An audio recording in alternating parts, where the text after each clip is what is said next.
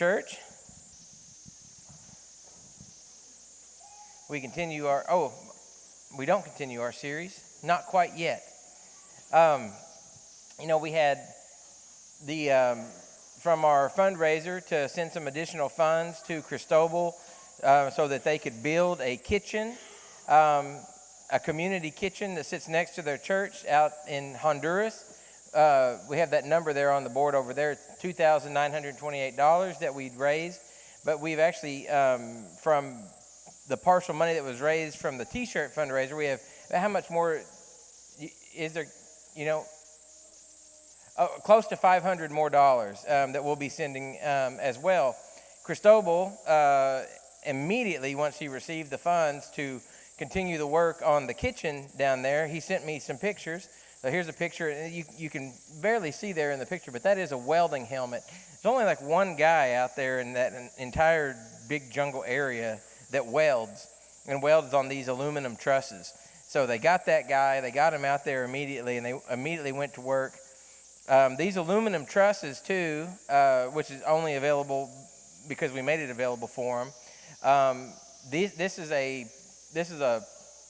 It's revolutionary.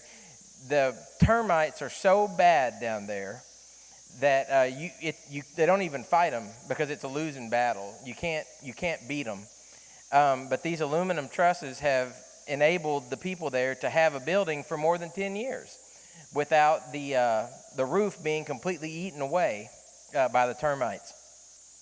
So here's a picture of the work. Now you see in the back corner. This isn't actually the back corner of the kitchen area. That's where they build that encased great big stove back there. Now, even though we are able to help them out with a very nice building, a very nice kitchen, their ways of cooking and things like that are still very rudimentary. That will be a gigantic, basically like mud oven, for the most part. That's what they still will cook in that corner, and it's sweltering hot. It's unbelievable how hot that building is actually going to be. So they encase that in order to cut down on some of the heat, but it doesn't work too well. They got the trusses up. They immediately started getting the roof on. I'm sure the next pictures that he sends me will be pictures of the completed project, but they got to work on that right away. As I was sharing that with, I can't remember who I was talking to about this week. When I was showing some of the pictures, I've had some more because he sends me tons and tons. But somebody commented to me this week, well, they really don't need us to help them with the work when we go down there, do they? No, they do not. No, but they want us to come, and they wouldn't be able to do the projects without us as well, because there's no way they don't have any way of getting the money to do these things. Now, that was a special project we helped pay for, but I want you to also understand that when we, part of what you put into the plate every week helps feed that entire village, the entire church and the entire village comes to church, because now they get fed a wonderful meal every Sunday. You are responsible for that meal being fed. You are responsible for feeding an entire village of people every single Sunday. They get a great big bowl full of rice, which they get all the time. But here's the big thing: on top of that rice, they get several large chunks of meat with a big old scoop of vegetables and some other stuff as well. So they get a very good meal every week, and I want you to understand that it's because of you that happens. And they're very grateful. They send word to me, and I think they send some to Rex and some to Kendall sometimes about how appreciative they are. But I just want you to understand that how big of a difference you're making in the lives of so many people. Okay, back to our ongoing series, Navigating Church Life. I think we'll only have maybe one of these left next week, but we're in part 6. We're going to talk about how do we navigate persecution when persecution comes into our lives. We're probably not a people that deal with a whole lot of persecution, not in the same ways that the early church dealt with it, but we still deal with persecution, especially when we are actively displaying Jesus in the way that we live, and more especially when we are sharing Jesus with other people. If you don't have any persecution in your life, just share the gospel and it will come, I assure you. But what do we do when it comes? How do we think about persecution? That's what I really want us to, that's really where I want things to completely change in my own mind, where I want them to change in your mind. We know that persecution is there, but when it comes, what do I do? How do I deal with that? So that's part of what we're going to look at this morning as Paul provides us some answers. Again, we have our little picture here of Paul's, what we refer to as Paul's missionary journey. But it's not just Paul's, it's Paul's and Silas's, Timothy and Luke as well. Paul's second missionary journey, that is. And they've traveled there in this area right here. They are in Philippi. It's the first time they have set foot in Europe.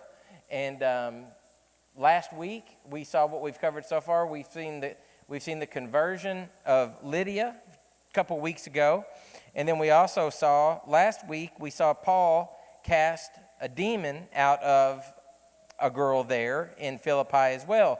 However, we did not deal with the consequences of Paul driving that demon out of that girl. Of course, I think my natural thought, if I try to forget that I know what happens in the story, is if someone drives a demon out of someone, how is that ever not a positive thing?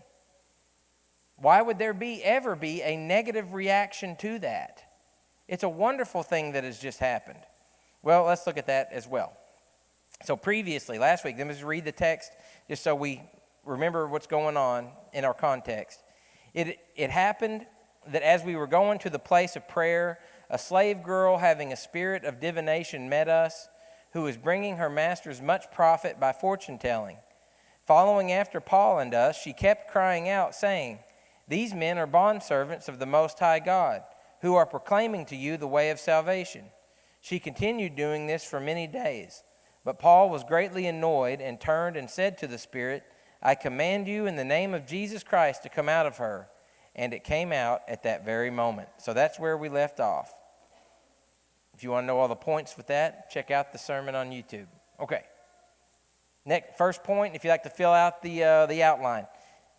Anticipate persecution. Anticipate persecution. So it's something that, and this is one of the things that I think we do need to switch in our mind, because I think that we probably don't anticipate persecution. I think we've probably got used to not being persecuted. We've got used to living in a place where persecution doesn't come to us in the form, especially like it did to the disciples of Christ in the first century. So let's start changing the way that we think to begin with. Verse 19. But when her masters saw that their hope of profit was gone, they seized Paul and Silas and dragged them into the marketplace before the authorities. Well, we know back then and today, no difference. If you mess with someone's bottom line, if you affect people's ability to make money, no matter what that means is, then you are headed for some kind of trouble. Our first point in our subpoints of anticipating persecution, anticipate persecution for deeds that are done in Jesus' name. Now, whatever you do in this life, don't waste opportunities when doing good things to do those good things in Jesus' name. Now, a lot of Christians do what I kind of like to call Christians hiding, hiding in plain sight. You are not going to be persecuted for doing good deeds if you don't mention the name of Christ. If you mention the name of Christ, that is when persecution will come. People will let you good deed them, for all your life. And people will say, "Oh man, they're really a good person, blah, blah, whatever." But when you share with people, if you use that opportunity when doing good deeds to say, "I do these things because of Jesus," however you communicate that, however that comes out. Let me give you, for instance, I have a great opportunity every single year. It's the time that I'm asked the very most why I'm doing what I'm doing, is when I go on that particular Honduras mission trip. people frequently ask us in those villages that we go and visit and do work in, why do you do this? Why are you here? Now, there's lots of different things I could say, but I've learned the best thing to say in that instance is, we come because God has blessed us. And because God has blessed us, we want to bless others. So we come because of Jesus. And we use that opportunity. Now, that's an opportunity. Or you can just say, oh, we're just a bunch of nice people, and we come to do some good things, And people say, oh, okay, whatever. When you tell them that you come because of Jesus, that creates a whole different atmosphere. And that creates questions. What does that mean, that you come because of Jesus? Well, I'm glad you asked. And then we have an opportunity. So when you do deeds in Jesus' name, you can anticipate persecution. It is coming. Verses 20 and 21. And when they had brought them to the chief magistrates, remember, Philippi, we talked about this earlier on in our lessons. Philippi is an independent, even though it's a city, it is an independent Roman colony. It is a city-state. It's self-governing. They don't pay taxes to Rome. They have their own, though they do fall under Rome's purview. They are Roman citizens. They have their own leaders. I don't know how they got their leaders. I don't think they elected them. I'm not sure how they did that. But their leaders would have been, in Philippi, 2 magistrates. They've had 2 people called magistrates that ruled like miniature kings. However, they ruled together. Okay? So these are the people, these chief magistrates, these are the people that they brought them to. Let me go back just one second. When it says that they seized Paul and Silas, the masters of the girl that had the demon drove out of her, and dragged them into the marketplace before the authorities. When it says dragged, Luke is writing this, recalling from his memory what had happened at this time. When it says that they were dragged, that is a very specific word, and it means exactly what it says. It doesn't say they were taken. It doesn't say they were led.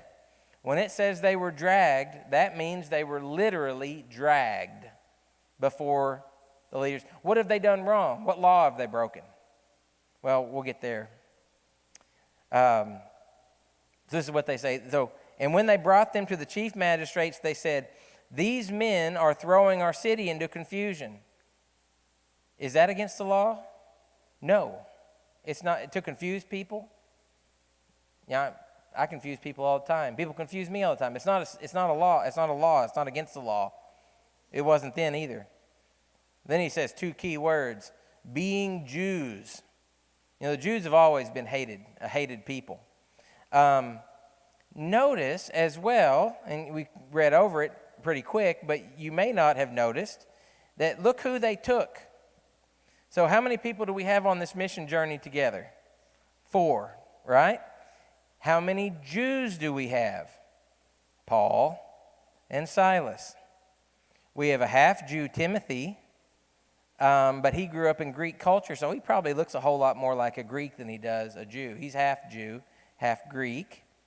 And then we also have Luke, and Luke is a Gentile as well. He is not a Jew. So when they came and drug 2 people off, surprise, surprise, they picked the 2 Jewish people because they knew that you could pick on a Jewish person and no one would hold that against you because no one liked them anyway. They left the other 2 alone. They've even suspected that the other 2 may have been Roman citizens. They have no idea that all 4 are Roman citizens. I'm getting ahead of myself, but also notice Paul does not say, "Unhand me, I am a Roman citizen." And if he would have said those words, they would have immediately stopped. More on that later. So he says, "These men are throwing our city into confusion. They're Jews, being Jews, and are proclaiming customs which it is not lawful for us to accept or to observe, being Romans." So we're Romans, they're not. These 2 guys, they're not Romans. We're Romans. They're confusing people, and they're teaching things that we're not allowed to hear, being Romans. That is also not true. But the Romans had a very convenient way they like to apply some of their law. If Romans chose to do so, they could say to you, who is God? Okay? What they were looking for in their response was Caesar. Caesar is God. But the Romans had lots of other gods as well. Now, you were allowed to worship in Rome whichever god you chose to worship. The only thing that caused you trouble in who you worshiped is if you were actively seeking to lead a rebellion against Rome. That was the only true crime against Rome that they really cared about. So what they're saying is, they're teaching, they're probably alluding to Paul saying something along the lines of Jesus is king. Well, Rome didn't even care about Jesus being king. They called Zeus a king, and that didn't offend Rome. That didn't bother Rome. It actually didn't bother Rome that that they called Jesus a king either, because he wasn't there. Like, wait a minute. So you say this guy's a king? Yes, he is our king. Where is he? Well, he died and was resurrected, and he went back to heaven. Oh, okay. You keep your king, They didn't care about that. So anticipate persecution, number two, for being God's people. The Jews faced persecution because of the God that they worshipped. So that was the positive side of the coin. The Jews also faced persecution because they were not nice to other people who weren't Jews. They had part of it coming, part of it they didn't have coming. Today, when you let people know that you are a follower of Christ, you will receive persecution in some form. Now, it may not be persecution like you're being dragged before a judge here in, downtown Wellington, but you will face a little bit of ridicule. You might face some people making fun of you a little bit. And I think we can stand up to things like that pretty well without getting too bent out of shape. But we also anticipate persecution in this form, in the form of false accusations. They don't have legitimate charges for bringing Paul and Silas before the magistrates of the town. They're just upset that they've lost their payday because fortune teller girl isn't telling fortunes anymore. And they're mad. Back in Matthew chapter 22, verses 17 and 20, they thought they would confront Jesus, and they said to Jesus, "Tell us, what do you think? Is it lawful to give a poll tax to Caesar or not?" Now, what does it have to do with anything? Let me show you. Jesus did not promote rebellion against Rome. Okay? So when they come to Jesus and they ask him a question that they know is a hot button issue, are we supposed to pay taxes to Rome? Jesus replies. He said to them in verse 20, "Whose likeness and inscription is on the coin?" Look at the coin. Whose face is on that? They said to him, "Caesar's." Then he said, "Then render to Caesar the things that are Caesar's, and to God the things that are God's." In other words, number one, follow the Lord like you're supposed to, but on the flip side of that, in the worldly sense, pay your taxes, is what Jesus said. I know that's not a popular message today either. So my point, though, is that Jesus did not promote rebellion against Rome. Paul also did not promote rebellion against Rome. What they're saying about him is untrue. They're saying that he's trying to turn us against Rome. But this is what Paul said. Every person is to be in subjection to the governing authorities. And he's talking to Romans. This is the letter to the Romans. He's saying, even though you now follow Christ, obey Roman law. The only time we're ever given permission to break the law, is when the law is in direct conflict with what the Bible says. If someone ever tells you to do something that is against God's law, that is the only case that we see consistently throughout the Bible where we're allowed to say, "No, I'm not going to do that." Consider Daniel and his friends. We'll let you change our names. We'll let you educate us. We'll let you educate us in the ways of Babylonian education. We will not eat the food. That's against God's law. we will live in Babylon, we will be advisors to the king, but when you ask us to bow down to that statue, we won't do that either. So if we have to die, we have to die. We will only break God's law we will only break the law when it goes against God's law. Verse 7, render to all what is due to them. What's Paul saying? He's saying, pay your taxes, just like Jesus did. Tax to whom tax is due, custom to whom custom, fear to whom fear, honor to whom honor. So Paul was not trying to start a physical rebellion against Rome. He was trying to only start, as Jesus was, a spiritual revolution against Rome. So what they say about him was not true. Next point, anticipate pain. When it comes to persecution, anticipate pain. It's called persecution for a reason. It's like I always tell my kids when they're doing work, they're like, oh, I don't like to do this. I'm like, well, that's why it's called work. If it wasn't called work, it would be called fun, and you would enjoy it. You know, when we hear the word persecution, don't think that's going to be a walk in the park. It is not. Even when you anticipate it, even when you expect it, it's not going to be fun, okay? But if we anticipate it, that will change everything in the way that we react. Verse 22a, the first part of verse 22. The crowd rose up together against him. The whole crowd turned on Paul and Silas. Isn't that wild? They were able to what did the rest of the crowd have to do? They weren't making money off the girl. But they started this mob, this mob mentality. They got the people stirred up and got them to turn against Paul and Silas. So anticipate pain in the form of unpopularity. Now they're going to anticipate pain in the form of real pain, but we'll get there. But for us, it typically just has to come in the form of unpopularity. You say, well, oh, come on, Wes, that sounds like a teenage type thing. That doesn't sound... People, we are the same. We have not changed. None of us want to be, throw the word popular out of it. None of us probably want to be unliked by others. We want to be liked. We feel a pressure to be liked. We feel a pressure, whether we really admit to it or not, to try to be people that other people like to be around. Likeable people. We don't want to be known as unlikable. But when you do things in Jesus' name, when you stand up for Christ, when you stand up for what is right, you will face persecution, and it will come in a very painful way to you. You will be rejected by people. As a Christian, when I became a Christian, what are some of the ways this manifested itself for real in my life?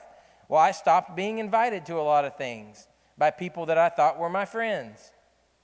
Why? Because they did things I didn't do anymore. They didn't want me to be there. I didn't go there and preach to everyone and browbeat everyone about, hey, you're doing what's wrong. I just didn't participate anymore. And sinners don't like it when people come around that don't participate in their sin with them. You'll get booted out of the club. It's just the way, and that hurts. It hurts to lose friends or people that you thought were your friends over things that really aren't that important in the grand scheme of anything. So the crowd rose up together against them. The chief magistrates tore their robes off them and proceeded to order them to be beaten with rods. Paul says later on that this happened to him 3 times. This is a Roman punishment. He was beaten with rods 3 times during his missionary journeys. This is the first.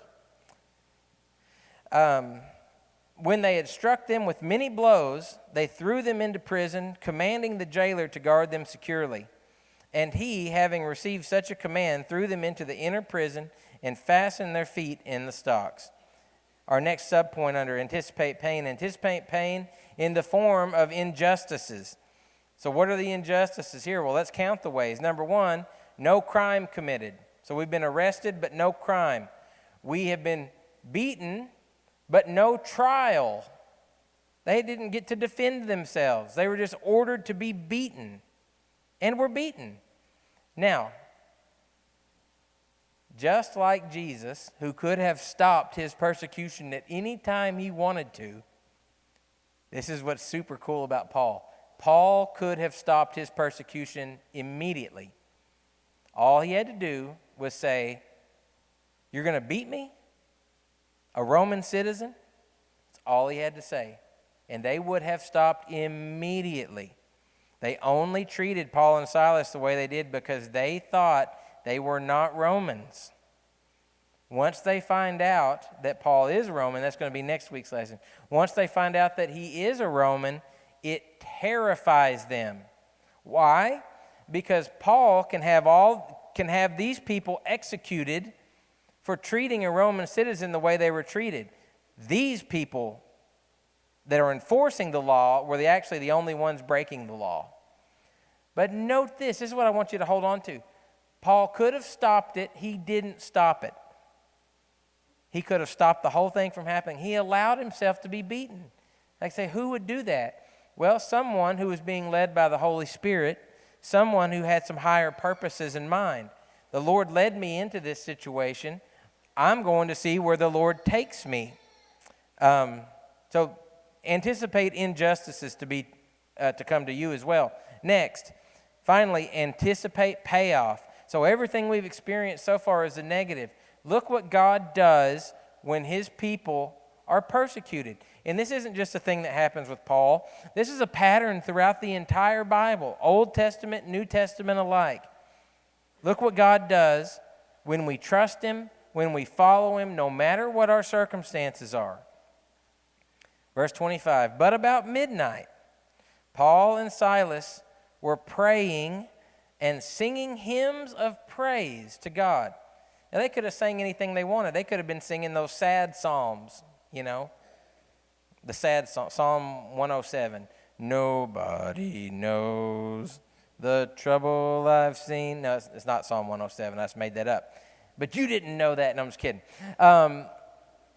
They could have been singing sad stuff. I probably would have been singing a sad song.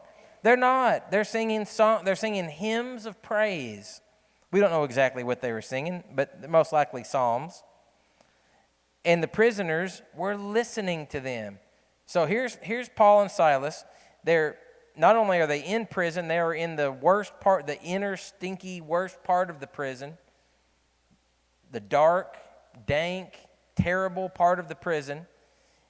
And they are in stocks, which means they are shackled from head to toe.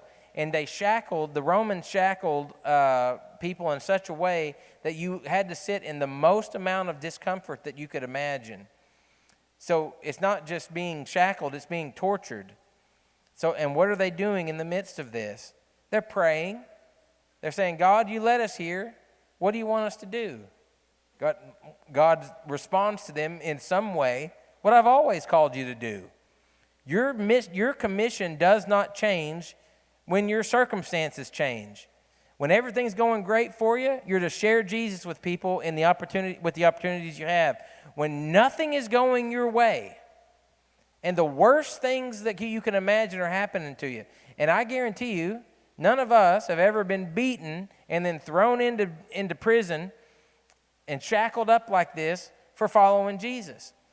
I want us to at least start thinking with the mentality of, when nothing is going my way, will I still be seeking, God, how do you want to use me in this situation, number one, and God, I will still praise you in this situation. Are we that type of person, or are we fair weather followers?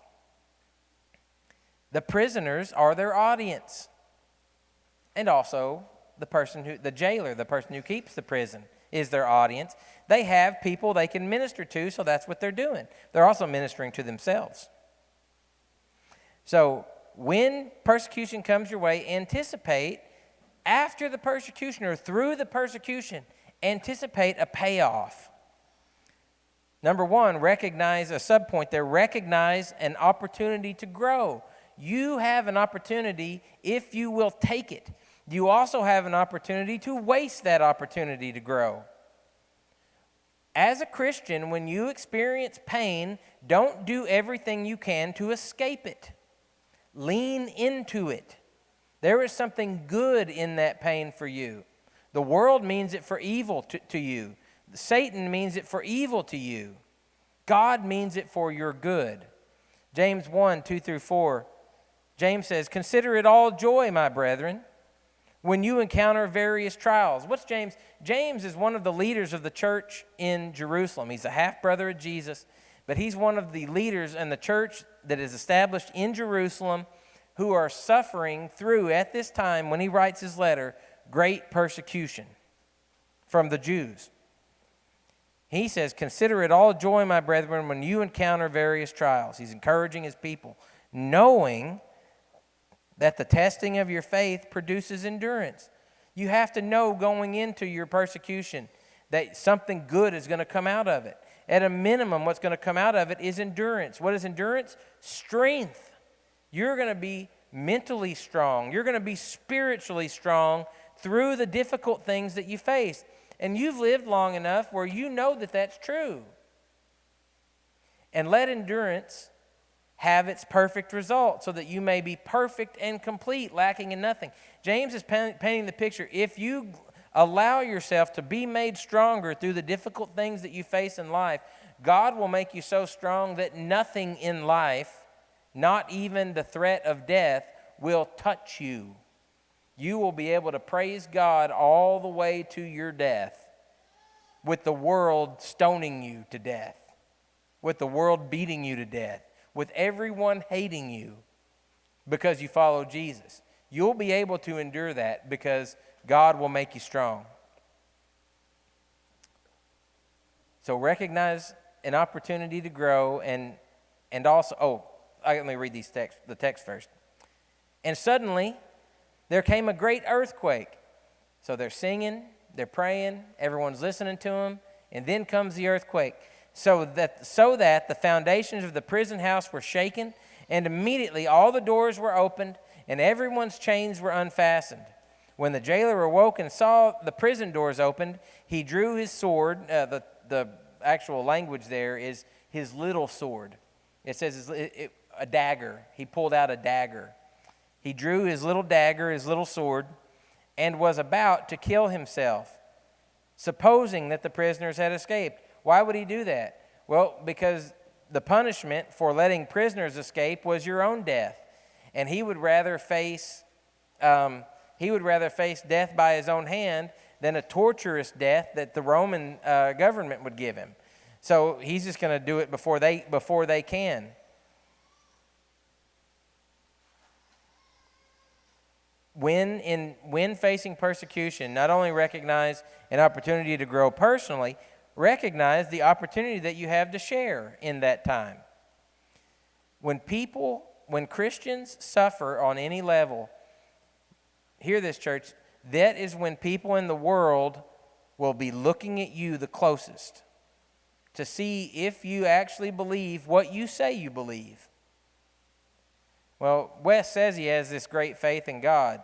Well, now nothing's going his way. I want to see if he still follows God. Or do I do like Job's wife urged him to do? Just curse God and die. Just move on with life. Curse God and move on with your life. You followed him.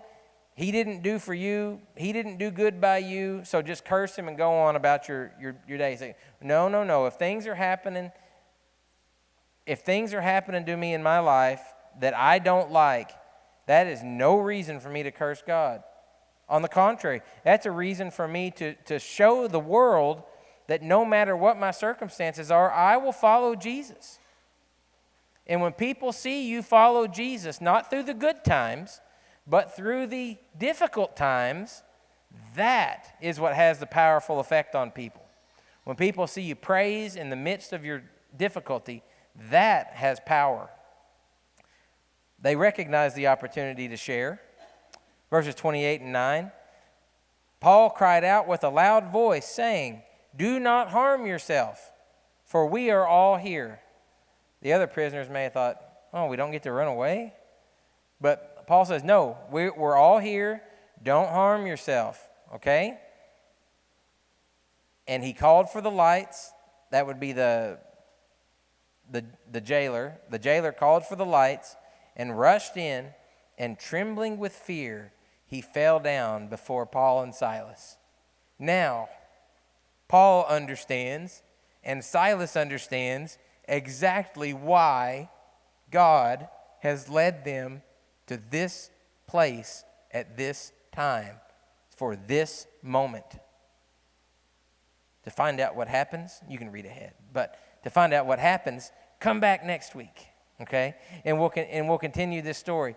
But in the midst of your difficulty, I assure you, if you are looking for it, you have an opportunity. You will have an opportunity to share Jesus, to share your faith with someone else.